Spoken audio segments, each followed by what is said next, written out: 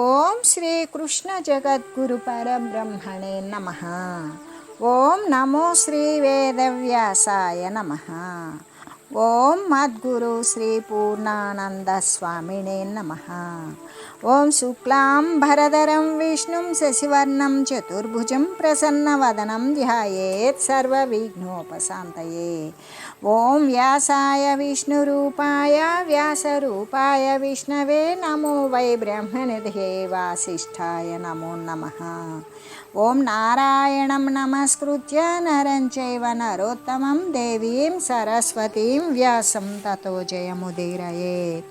శ్రీ భగవద్గీత ఆత్మ సంయమయోగము అంటే ఈ ప్రకారంగానే ఎప్పుడైతే ఇక చాలామంది నాకు ఇంకా మోక్షం కలగలేదే, ఆనందం నన్ను పొందలేదే అని ఎవ్వరూ కూడా దిగులు పడాల్సిన అవసరం లేదు. ఏ క్షణమందు జనులు తమ యొక్క మనసులను కల్మషరహితంగా రజోగుణ తమో గుణాలను వదిలివేసిన వారిగా చేసుకుంటారో ఆ క్షణమునందే శాశ్వతమైన అన్నింటికంటే ఉత్తమమైనటువంటి సుఖం వచ్చి వారిని వరిస్తుంది అనే కదా సర్వులకి కూడా పరమాత్మ అభయాన్ని ఇచ్చి ఉన్నారు. కాబట్టి ఆ ప్రయత్నాలనే ఆచరించాలి, ఆనందానుభూతిని పొందాలి, జన్మను ధన్యంగా గావించుకోవాలి అని చెబుతూ మోక్ష సుఖము ఆత్మానందము అనేటువంటిది మాత్రమే ప్రపంచంలో అన్ని సుఖాల కంటే కూడా ఉత్తమమైన సుఖము. దానిని ప్రశాంత చిత్తుడైన వాడు, రజోగుణ తమో గుణాలను వదిలించుకున్నవాడు, దోషవర్జితుడు, దోషాలను కూడా వదిలివేసిన వాడు అయినవాడు మాత్రమే అటువంటి ఉత్తమ సుఖాన్ని పొందగలుగుతాడు. కాబట్టి ఉత్తమ సుఖాన్ని పొందడానికి ఉపాయాలు మనసును ప్రశాంతంగా ఉంచుకోవడం, మనసులో ఉన్నటువంటి కామక్రోధ రజోగుణ తమోగుణ వికారాలను తొలగించుకోవడం, మనస్సునందు ఉన్నటువంటి వాసనా మాలిన్యాలను పాపాన్ని కూడా పారద్రోలి దానిని దోషరహితంగా చేసుకోవాలి అని చెబుతూ, అంతేకాదు ఆత్మధ్యానపరుడైనటువంటి నిర్మల చిత్తునికి కలిగేటువంటి ఫలితాన్ని గురించి తెలియజేస్తూ ఈ ప్రకారంగానే మనసు ఎల్లప్పుడూ కూడా ఆత్మయందే నిలపాలి. దోషరహితుడైనటువంటి యోగి బ్రహ్మానుభవ రూపమైనటువంటి పరమసుఖాన్ని సులభంగా పొందుతూ ఉంటాడు అని చెబుతూ, బ్రహ్మానందం అనేటువంటిది సులభంగా లభించాలి అంటే ఇక్కడ ఉపాయము అనేటువంటిది పరమాత్మ తెలియజేశారు. అయితే అనేకులు కూడా ఏమని ప్రశ్న చేస్తారు అంటే, మోక్షం సులభంగా లభించడానికి మార్గం ఏమైనా ఉన్నదా అని. అయితే భగవానుడైతే సులభంగా మోక్షం లభించాలి అంటే రెండు సాధనలు చేయాలి. ఒకటి, మనసులో ఉన్నటువంటి పాపాలను దుర్గుణాలను కామ క్రోధాదులను పోగొట్టుకోవాలి. రెండవది, మనసును నిరంతరం కూడా ఆత్మయందే లయింప చేయాలి అంటే ఆత్మధ్యానపరుడై ఉండాలి. ఇక ఇంతకు మించినదేమీ లేదు. మొట్టమొదట చిత్తమందల కల్మషము అంటే చిత్తంలో ఉన్నటువంటి దోషాలన్నీ దూరం చేసుకోవలసి ఉన్నది. అయితే ఈ కల్మషరాహిత్యాన్ని గురించి గీత యందు పదే పదే పరమాత్మ హెచ్చరించారు కదా. ఎలాగంటే, మలినమైనటువంటి చిత్తమునందు ఆత్మజ్ఞానం ఉదయిస్తుందా? ఉదయించదు. కల్మష చిత్తము ఆత్మయందు లయింపదు. శుద్ధమైనటువంటి చిత్తము మాత్రమే ఆత్మయందు లయిస్తుంది. ఇంకా దృశ్యవాసనలు పాపాలు నశించిపోతేనే ఆ యొక్క శుద్ధ చిత్తమునందే ఆత్మజ్ఞానము అనేది ఉదయిస్తుంది. అయితే ఇక్కడ దృశ్యవాసనలు పాపాలు కలిగినటువంటి మనసు వేరుగా ఉంటుంది కదా. వేరుగా ఉన్నటువంటిది శుద్ధమైన ఆత్మయందు కలుస్తుందా? కలవదు కదా. మలినం వచ్చి శుద్ధంలో కలవదు. కాబట్టి దాని అందరి దోషాలు ఉన్నవే అవన్నీ కూడా ప్రయత్నం మేరకు తొలగించుకోవాలి, నిర్మలం చేసుకోవాలి. అప్పుడు ఆత్మయందు లయించిపోతుంది. అంటే వాసనలు నశించిపోవడం అనేటువంటిది, ఆత్మచింతన అనేటువంటిది రెండు కూడా అత్యంత అవసరాలే. ఇక్కడ వాసన అనేటువంటిది ఏ విధంగా అంటే వాసన యొక్క దుష్ప్రభావం ఒకవేళ నశించకపోతే ఏ విధంగా ఉంటుంది అనే విషయాన్ని గురించి తెలియజేస్తూ ప్రతి ఒక్కరూ ప్రయత్నం మేరకు వాసనలు అనేటువంటివి నశింపజేసుకోవలసింది. అటువంటి వాసనారాహిత్యము అనేది కలిగి ఉండాలి. లేదనుకో వాసనలు కలిగి ఉన్నప్పుడు కోరికలు కలిగి ఉన్నప్పుడు ఆ వాసనల యొక్క దుష్టమైన ప్రభావం ఏ విధంగా ఉంటుంది అనే విషయాన్ని గురించి మనం ఒక పోలికను తెలియజేసుకుందాం. ఒకానొక పట్టణమందు ఒక రైతు నివసిస్తూ ఉన్నాడు. అతడు పెద్ద సంపన్నుడు అవుతాడా అంటే కాడు. ఆయన ఒక రైతు నివసిస్తూ ఉన్నాడు అంటే వాడు అతి సంపన్నుడైతే కాదు. పోనీ మరీ బీదవాడా అంటే అలాగా కాదు. సంపన్నుడు కాదు, మరి కడు బీదవాడు కూడా కాదు. మధ్య తరగతికి చెందినటువంటి వాడు. ఒకనాడు అతడు ఏం చేశాడంటే తన ఆరోగ్యం సరిగా లేకపోయింది. తన మందు కోసం వైద్యుని దగ్గరికి వెళ్ళాడు. వైద్యుడు దగ్గరికి వెళ్ళి తనకి ఉన్నటువంటి బాధను వివరించాడు. ఆ వైద్యుడు కొన్ని ఔషధాలను ఇచ్చాడు. అలా వైద్యుడు ఇచ్చినటువంటి ఔషధాలు చాలా కాలం సేవించాడు ఆ రైతు. అతని వ్యాధి నయం కాలేదు. అలాగ ఎందరో వైద్యులని ఎన్నియో ఇక ప్రతి వైద్యుడి ఇచ్చినటువంటి ఎందరినో సంప్రదించాడు కదా. ఆ వైద్యులు ఇచ్చినటువంటి అంటే వైద్యుని దగ్గరకు మారినప్పుడల్లా వారికి తోచినటువంటి వారికి తెలిసినటువంటి ఔషధాలను ఇచ్చారు. ఆ రైతు ఆ ఔషధాలను సేవించాడు. కానీ ఆరోగ్యం అయితే కలగలేదు. చివరకు ఒక వైద్యరత్నము అనేటువంటి ఆయన అతని యొక్క రోగాన్ని గురించి బాగా పరిశోధన చేశాడు. చేసి అది ఏదో పైత్య సంబంధమైనటువంటి వ్యాధి అని నిర్ణయం చేశాడు. నిర్ణయం చేసి దాన్ని నివారించడం కోసం రైతునికి ఈ ప్రకారంగా సూచించాడు. ఓ రైతు గారు, మీరు ఇంకా ఔషధాలేవి కూడా సేవించనవసరం లేదు. అంటే మందులు మింగవలసినటువంటి అవసరం లేదు. ఒక చిన్న ప్రక్రియ ద్వారా మీ రోగం పూర్తిగా తొలగిపోతుంది. ప్రతిరోజు కూడా ఒక ఉప్పు కళ్ళు బుగ్గన పెట్టుకోండి, చప్పలిస్తూ ఉండండి. ఈ ప్రకారంగా చేసినట్లయితే చాలా కాలం మిమ్మల్ని వేధిస్తూ ఉన్నటువంటి ఈ రోగం పూర్తిగా నయమైపోతుంది అని చెప్పాడు. సరే, వైద్యుని యొక్క ఆదేశం ప్రకారం ఆ రైతు ఏం చేశాడంటే ఆ ప్రకారంగానే తన యొక్క బుగ్గన ఒక పెద్దది ఉప్పు కళ్ళు పెట్టుకొని చప్పలిస్తూ ఆ రసాన్ని మిరింగుతూ ఉన్నాడు. ఇలా ఉండగా ఒకనాడు అతని ఇంటిలో ఒక విందు జరుగుతోంది. ఏదో కార్య నిమిత్తం ఆ విందు కొరకై కొన్ని మిఠాయిలు కావాల్సి వచ్చినవి. రైతు ఏం చేశాడు, పట్టణంలో ఉన్నటువంటి ప్రముఖమైనటువంటి మిఠాయి అంగళ్ళకు వెళ్ళాడు. ఇక అక్కడ ఏ తీపి పదార్థాలు ఉన్నవో వాటిని కొంచెం కొంచెంగా రుచి చూడసాగాడు. కానీ ఒక్కటి కూడా తీపిగా లేదు, అన్నీ ఉప్పగానే ఉన్నవి. అందుచేత ఆ అంగళ్ళన్నింటినీ విడిచిపెట్టి వేరొక చోట ఉన్నటువంటి ఆ మిఠాయి అంగడికి మళ్ళీ వెళ్ళాడు, ఇంకొక చోటకి. అక్కడ కూడా అదే పరిస్థితి ఎదురైంది. అంటే అన్నీ తీసిన వస్తువులు అతను ఏ వస్తువులు తీస్తూ ఉన్నాడో అవన్నీ ఉప్పగానే ఉంటున్నవి. అప్పుడు ఆ రైతు కోపం వచ్చింది. అంగడివానితో ఇట్లా అన్నాడు, దురుసుగా మాట్లాడాడు. ఏమయ్యా, మీ అంగడిలో ఒక్క తీపి పదార్థం కూడా లేదే, అన్నీ ఉప్పగానే ఉన్నవే. ఇలా ఉన్నట్లయితే మీ అంగడిలోని ఈ మిఠాయి దినుసులని ఎవరు కొంటారు అని. అంగడి యజమాని చాలా తెలివైనటువంటి వాడు. తన దూర ఆలోచనతోటి తన యొక్క సుప్రసిద్ధమైన సునిశిత దృష్టి చేత అసలు కారణం తెలుసుకున్నాడు. ఆ రైతుతో ఇలా పలికాడు, అయ్యా మహానుభావ, మా అంగడిలోని మిఠాయిలన్నీ చక్కెరతో చేయబడినవి, ఉప్పుతో కారంతో చేయబడినవి ఒక్కటి కూడా లేవు. ఇదిగో ఈ చెంబులోని మంచినీళ్ళతో మీ నోరు కడుక్కోండి. అంగడివాని మాట ప్రకారంగా ఆ రైతు మంచినీళ్ళతో తన్నోరు కడుక్కున్నాడు, పుక్కిలించి ఊశాడు. తర్వాత మిఠాయి రుచి చూశాడు. అత్యంత మధురంగా, చాలా రుచివంతంగా, మహాస్వాదిష్టంగా కూడా ఉన్నది. వెంటనే మిఠాయిలన్నింటినీ కొనుగోలు చేశాడు, ఇంటికి వెళ్ళాడు. విందు జయప్రదంగా ముగిసిపోయింది. రైతుకు మిఠాయి మొదట ఎందుకు ఉప్పగా ఉన్నది, అసలు ఉప్పగా ఎందుకు తోచింది అంటే వాస్తవానికి మిఠాయి ఉప్పయి ఉప్పగా లేనే లేదు. అతని నోట్లో ఉన్నటువంటి ఉప్పు కళ్ళు వలనే అట్లా తోచింది. ఆ ఉప్పుగళ్ళు నోట్లో ఉన్నంత వరకు కూడా అన్ని తీపి పదార్థాలు కూడా ఉప్పగానే తోచినవి కదా. అంటే ఉప్పదనము బాహ్య పదార్థమునందు ఉన్నదా? తను కొనబోయినటువంటి అంగడిలో మిఠాయిలో ఉప్పదనం ఉన్నదా? లేదు కదా. తన నోటి యందున్నటువంటి ఉప్పు కళ్ళే ఆ ఉప్పదనానికి కారణం.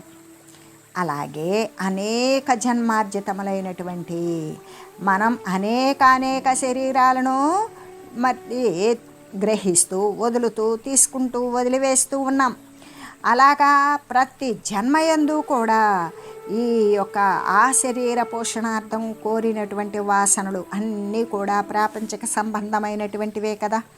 అనేక జన్మల నుండి సంపాదించుకున్న ఈ ప్రాపంచిక వాసనలు మనుజుని యందు ఉండడం వలన ఏమవుతుంది?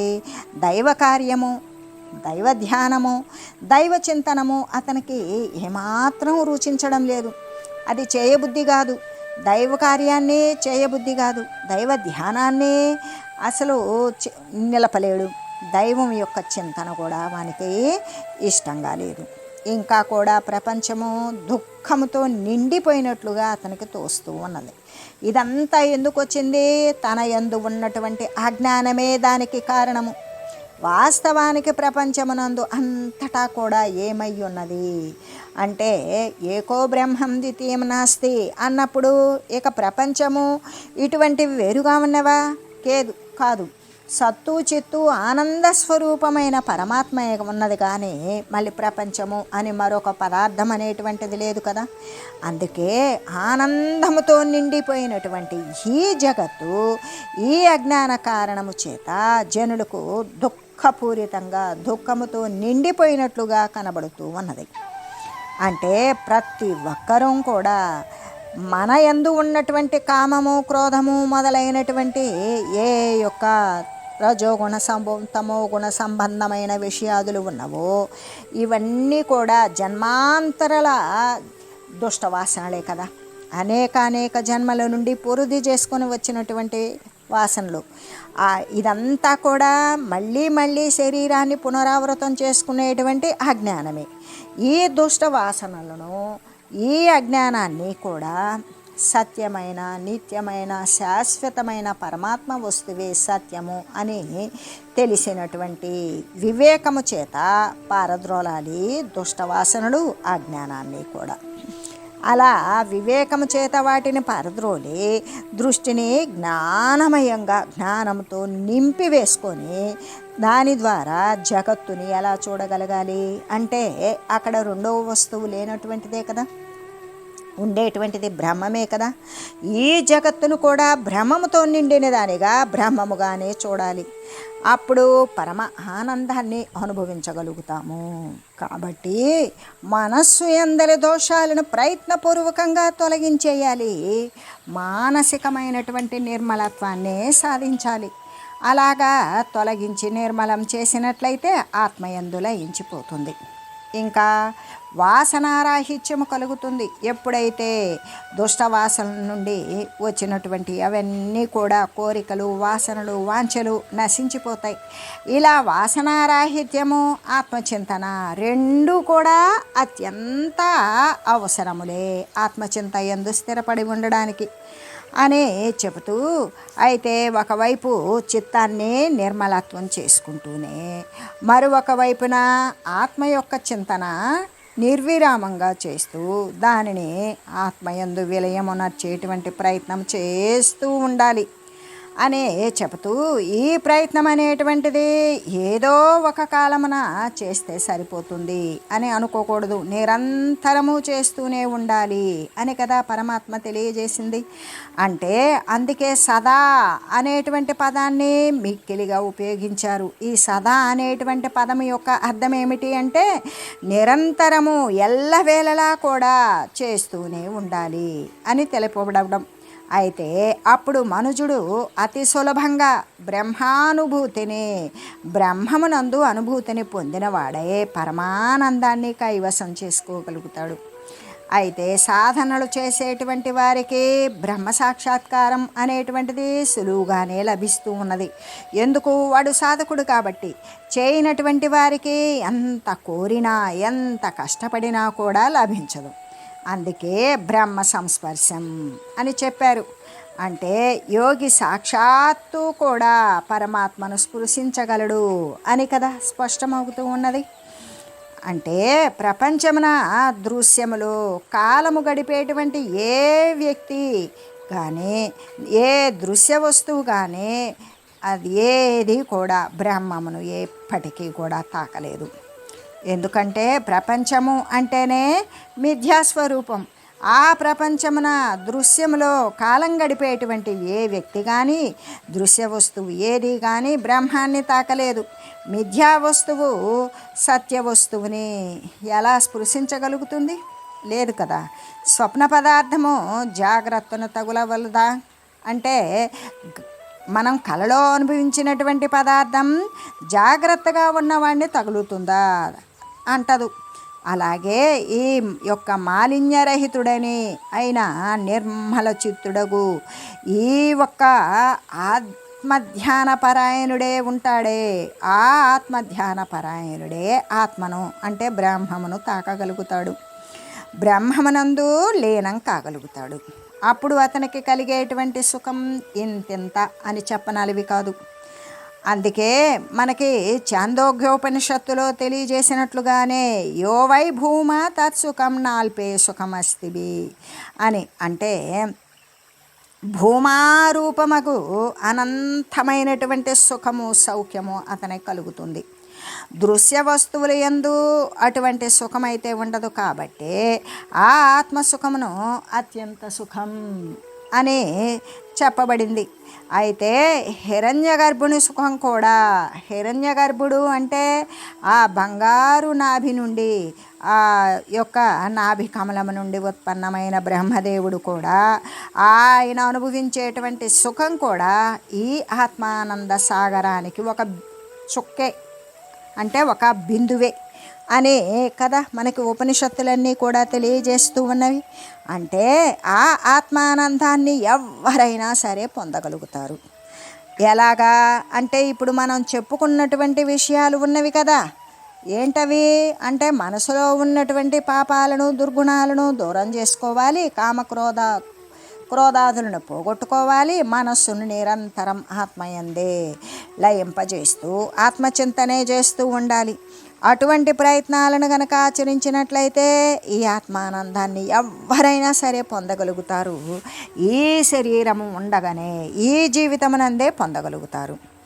మోక్ష సుఖాన్ని సులభంగా పొందడానికి ఉపాయాలు మనసులో ఉన్నటువంటి పాపవాసనలను పోగొట్టుకోవాలి, దోషాలను వదిలివేయాలి, మనస్సును నిరంతరం కూడా ఆత్మధ్యానమునందే లగ్నం చేయాలి అని చెబుతూ అసలు మోక్ష సుఖం అనేటువంటిది నిరతిశయమైనది, ఏ అతిశయము లేనటువంటిది, బ్రహ్మమును స్పృశించేటువంటిది, అంటే బ్రహ్మానుభవ రూపమే అయినటువంటిదే మోక్ష సుఖము అని చెబుతూ ప్రపంచమున వ్యవహరించేటప్పుడు ఈ ధ్యానయోగి ఎటువంటి భావాలు కలిగి ఉంటాడు అంటే ఈ ధ్యానయోగిని అభ్యాసం చేసేటువంటి ధ్యానయోగి ఈ యొక్క జ్ఞానాన్ని కోరి పరమాత్మ తత్వాన్ని పొందాలి అని చేసేటువంటి ధ్యానముతో మమేకమైనటువంటి యోగి మరి ఈ ప్రపంచంలో తిరుగాడేటప్పుడు వ్యవహారం చేసేటప్పుడు ఎటువంటి భావాలు కలిగి ఉంటాడు అనే విషయాన్ని గురించి తెలియజేసుకుందాము అని చెబుతూ సర్వభూతస్థమాత్మానం సర్వభూతాని చ ఆత్మని ఈక్షతే యోగయుక్తాత్మ సర్వత్ర సమదర్శనః.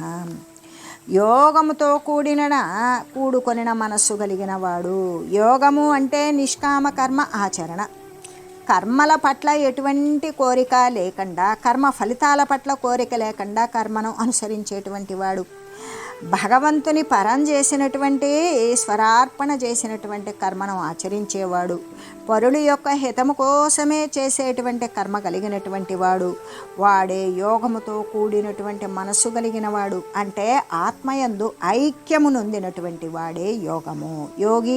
యోగము అంటే కలయిక. ఆ ఐక్యత ఎవరితో? ఆత్మతో కలయికను పొందినటువంటి వాడే యోగి. అంటే సమస్త చరాచర ప్రాణికోట్ల యందు కూడా చరములు అంటే కదిలేటువంటివి, అచరములు అంటే కదలనటువంటివి. కదలని జీవరాశులు ప్రాణికోట్లు ఉన్నవే అంటే ఉన్నవి కదా సముద్రాలు. మరి నదులంటే కదులుతున్నాయి, సముద్రంలోకి వెళ్తున్నాయి, అవి కూడా కొంత తీరంలోపే తిరుగుతూ ఉంటాయి. అంతేకాదు ఇలాగ తిరగనివి వృక్షాలు, రాళ్ళు, శిలలు, పర్వతాలు, నదులు, సముద్రాలు ఇవన్నీ కూడా తన ప్రదేశమునందు తానే ఉంటాయి. కాబట్టి ఇవి అచరజీవులు. చరములు అంటే ఎగిరేవి, ప్రాకేవి, నిలబడేవి, నిల్చునేవి, పరిగెత్తేవి మొదలైనటువంటి సమస్తము కూడా ఒక చోటు నుండి మరొక చోటికి చెలింపగలిగేటువంటివి సమస్తము చరజీవులు. కాబట్టి ఈ కదిలే వాటి యందు, కదలని వాటి యందు, సమస్త ప్రాణికోట్ల యందు కూడా సమదృష్టిని కలిగి ఉండాలి. అలా సమదృష్టిని కలిగిన వాడై ఉండి తనను సర్వభూతముల యందు కూడా ఉన్నవానిగానే సర్వ ప్రాణికోట్ల యందు కూడా తన ఆత్మ ఏదో మమాత్మ సర్వభూతాత్మ సర్వభూతములందు ఉన్నటువంటి ఆత్మ చైతన్య స్వరూపాన్ని మరే తన యందున్నటువంటి చైతన్యమే అని భావించినటువంటి వాడు సర్వభూతాలు కూడా సర్వ ప్రాణికోట్లు కూడా సర్వ జీవరాశి తను యందు ఉన్నవిగానే చూస్తూ ఉన్నాడు. అదే సమదృష్టి కలిగి ఉండడం అని చెబుతూ ఇక్కడ యోగము అంటే జీవుడు బ్రహ్మమునందు ఐక్యము పొందుట, జీవ బ్రహ్మైక్యము. అయితే మనస్సు ఆత్మయందు కలిగటమే ఐక్యము అని చెప్పడం అంటే విలీనమైపోవడం. ఏ మనసు అయితే సదా ఆలోచనలతో లీనమై పరమాత్మ వస్తువు శాశ్వతమని ఆలోచించి దాని పట్ల అనురక్తి కలిగి ప్రయత్నం మేరకు పరమాత్మయందు విలీనమైపోవడం, అదే కదా ఇక్కడ యోగము అనేటువంటిది. మనస్సు ఆత్మయందు కలిసిపోవడం, ఐక్యాన్ని పొందడం, విలీనమైపోవడం, ఇదే యోగము. జీవుడు బ్రహ్మమునందు ఐక్యస్థితిని పొందడం, అదే యోగము. అటువంటి యోగాన్ని సాధించినటువంటి మహనీయుని యొక్క లక్షణము ఎలా ఉంటుంది అన్నీ ఇక్కడ వివరిస్తూ ఉన్నారు. అతడు సమస్త ప్రాణుల యందు కూడా తనను చూసుకుంటాడు. ఎదుట ఏ ప్రాణికోటి చరించినా కూడా దాని యందు కూడా సర్వస్థితిలో సర్వవ్యాపకమై ఉన్నటువంటి పరబ్రహ్మ స్వరూపాన్ని చూసినప్పుడు తన యందు తను ఏమై ఉన్నాడు, పరబ్రహ్మ స్వరూపుడే అయి ఉన్నాడు. ఈ దేహము జడప్రాయమే అయినా దానిని కూడా చలన సత్తా కలిగించేటువంటి స్థితి తన యందు ఉన్నటువంటి విశుద్ధ చైతన్య సత్తానే అనుకుని అదేవిధంగా సర్వ జీవరాశి యందు సర్వ ప్రాణికోట్ల యందు కూడా ఏమి ఉన్నది అంటే ఆ జీవమే ఆ బ్రహ్మమే ఉన్నది అనేటువంటి యోగాన్ని సాధించినటువంటి మహనీయుని యొక్క లక్షణము ఇక్కడ తెలియజేస్తూ ఆయన సమస్త ప్రాణుల యందు కూడా తనను చూసుకుంటాడు, తన యందు సమస్త ప్రాణులను కూడా చూస్తూ సర్వత్రా కూడా సమదృష్టి కలిగి ఉంటాడు అని కదా చెప్పబడింది. అది ఎట్లా సాధ్యపడుతుంది అనేటువంటి విషయాన్ని గురించి మనం ఒకంత విచారించుకుందాం. అంటే ఈ దృశ్యమాన జగత్తు అంతా కూడా అధిష్టానమైనటువంటి ఆత్మయందే కదా కల్పించబడింది. అసలు ఉన్నది ఏకో బ్రహ్మం ద్వితీయం నాస్తి, రెండవది లేదు. ఉండేటువంటిది నువ్వు జగత్తుగా చూడు, ప్రకృతిగా చూడు, విశ్వంగా చూడు, పంచభూతాలుగా చూడు, పరమాత్మగా చూడు. నువ్వు ఏ రూపంగా చూసినా ఉన్నటువంటి ఏకరసమాత్రమైన పరమాత్మ వస్తువు ఒకటే. తానే సర్వే సర్వత్రా సర్వవ్యాపకమై సర్వకాలీనంగా కూడా సమవ్యాపకంగా ఉన్నటువంటి చిచ్చత్తి స్వరూపంలో సత్తా సామాన్య రూపంలో ఉన్నటువంటి సర్వము నిండి పరిపూర్ణమై వెలిగి ప్రకాశమానమై విద్యమానమై కనబడేటువంటి ఏ యొక్క బ్రహ్మస్వరూపంలా ఉన్నదో అది తప్ప మరొకటి లేదు. మరి చూడబడేదంతా ఏ తత్వజ్ఞుడు కాకుండా ఉంటాడో వాడు మాత్రమే దృశ్యము అని సంబోధిస్తున్నాడు, దృశ్యంగానే భావిస్తూ ఉన్నాడు. లేకపోతే ఏ దృశ్యంగా చూసినా, జగత్తుగా చూసినా, ప్రకృతిగా చూసినా, ప్రపంచంగా చూసినా, సర్వేక విశ్వంగా చూసినా, సర్వేక సమస్తము కూడా అధిష్టానమైనటువంటి ఆత్మయందే కల్పించబడింది. ఇదంతా కూడా ఈ దృశ్యమాన జగత్తు ఎలాగా అంటే సర్పము రజ్జువునందు కల్పింపబడినట్లుగానే ఒక తాడు ఉన్నది. ఆ తాడును మనం చీకట్లో చూసినప్పుడు అది తాడు అనుకోం, పాము అనుకుంటాం. అది తోకెత్తింది అంటాం, కదులుతుంది అంటాం, మరి వెళ్ళిపోతుంది అంటాం, పడగెత్తింది అంటాం. ఈ విధంగా చెప్తూ ఉంటాం. ఇవన్నీ మనం అబద్ధం చెప్తున్నామా? కాదు. మిథ్యాభ్రమతో అవి సత్యమే, మనకు పామే కనపడుతుంది ఈ తాళ్ళు. కానీ ఒక వివేకవంతుడు దీపం పట్టుకొచ్చాడు. ఆ దీపం వేసి చూస్తే అప్పుడు తాడే ఉన్నది. మరి అప్పటిదాకా మనం సర్పాన్ని చూసాం కదా, ఆ పాముని చూడలా, ఆ పామునే చూసాం, తాడుని చూడలా. చూడనప్పుడు ఆ సర్పము రజ్జువునందు కల్పించబడింది కదా. ఆ తాటిలో మనం ఏం కల్పించుకున్నాం? చిత్తభ్రమ చేత పామును కల్పించుకున్నాం. ఆడిందన్నాం, లేచిందన్నాం, కదులుతుందన్నాం, మెదులుతుందన్నాం, సాగుతుందన్నాం. ఈ విధంగా చుట్టూ జనం చేరినా కూడా చీకటిలో అజ్ఞానంలో ఉన్నంతసేపు కూడా జగత్తే అంటాం. అదే ఆత్మతత్వజ్ఞానము తెలిసినటువంటి మహనీయుల యొక్క బోధ చేత మనం కూడా అజ్ఞానము నుండి తొలగించబడి జ్ఞాన ప్రకాశ రూపమైనటువంటి వెలుగులోకి వస్తే గనక పాము లేకుండా తాడు ఎలా కనపడిందో, తాటినందు మనం పాముని ఎలా ఆరోపించుకున్నామో అలాగే ఆ జ్ఞాన ఆవరణము అనేది నశించిందా, అప్పుడు ఏం కనపడుతుంది? బ్రహ్మమే కనపడుతుంది, అధిష్టానమైనటువంటి ఆత్మయే కనపడుతుంది. మనం కల్పించుకున్నటువంటి జగత్తంతా లీనమైపోతుంది. మరి అప్పటిదాకా చూసిన పాము ఏమైంది? తాటి యందు లీనమైందా? అసలు పాము లేదు, భావన లీనమైంది. తాడు చూసి పొరపాటున పాము అనుకున్నాం అన్నట్లుగానే జ్ఞానం యొక్క లేమి చేత ఏమవుతుంది అంటే ఆ జ్ఞాన భ్రమతో కూడినటువంటి దృశ్యము జగత్తు కనబడుతూ ఉన్నది. ఈ జగత్తు అనేది నశించిందా, అప్పుడు ఏముంటుంది? కేవలము భ్రమము మాత్రమే ఉంటుంది. ఏ విధంగా? అది ఆత్మజ్ఞానము అనే వెలుగు సహాయంతో ఎప్పుడైతే మనం అక్కడ ఉన్న వస్తువును చూస్తామో జగత్తు లేదు, ఉండేటువంటిది బ్రహ్మము మాత్రమే.